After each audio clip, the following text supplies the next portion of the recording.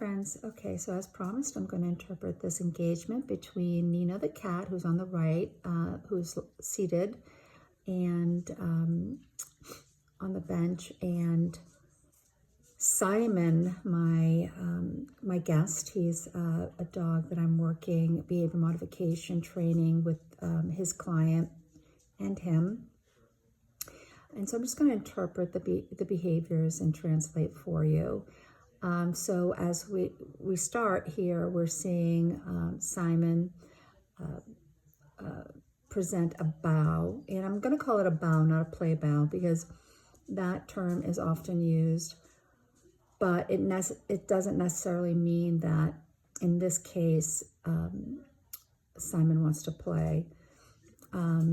So we see that this behavior between different species.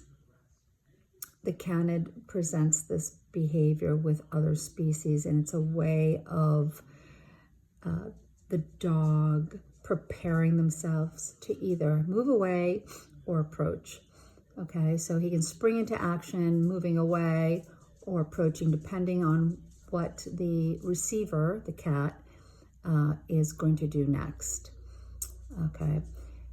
So I'm obviously actively supervising this, and I've got a camera in my hand, so I'm trying to get to the dog. There's a lip lick, so he presents a lip lick. So presents a lip lick, ears up, right? So we see the ear carriage, tail carriage up, and then he presents a lip lick to Nino, and to my approach, maybe even tail wagging,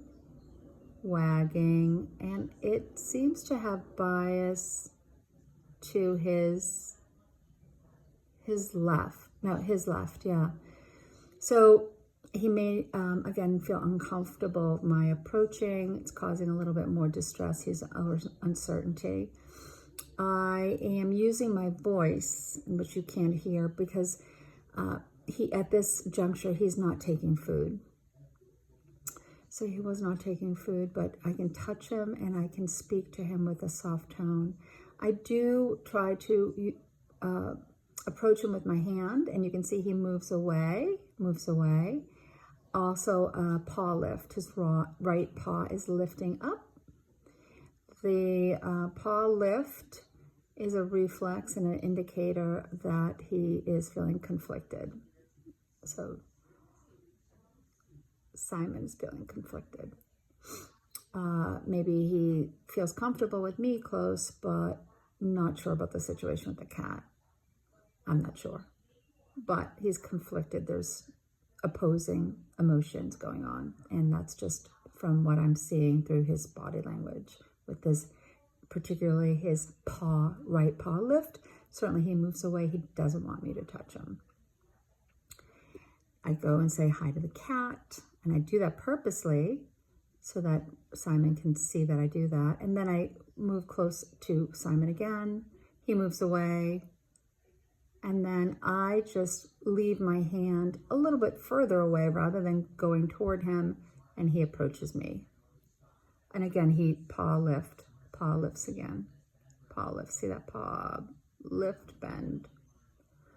And it's not so much a step, it's a reflex, okay? I'm not asking for a paw.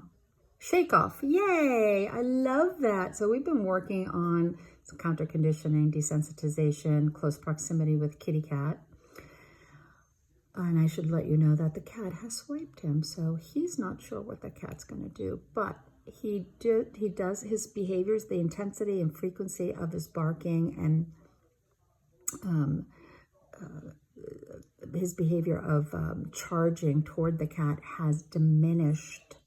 But that shake off is great because that tells me, that he is, sorry about that.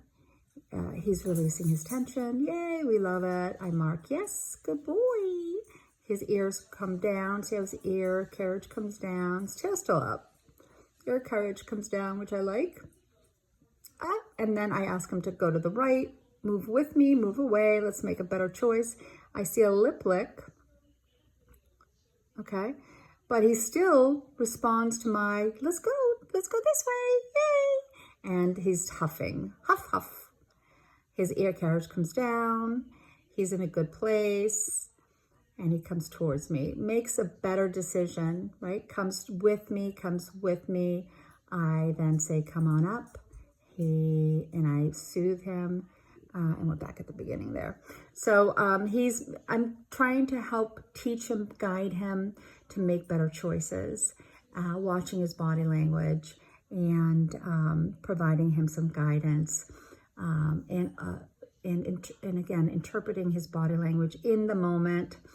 In this case, as I mentioned, he does not take food, only praise, my tone of voice, happy voice, and touch when I can, if I can, right? Allowing him agency, allowing him to make choices. And you saw that shift in his emotions.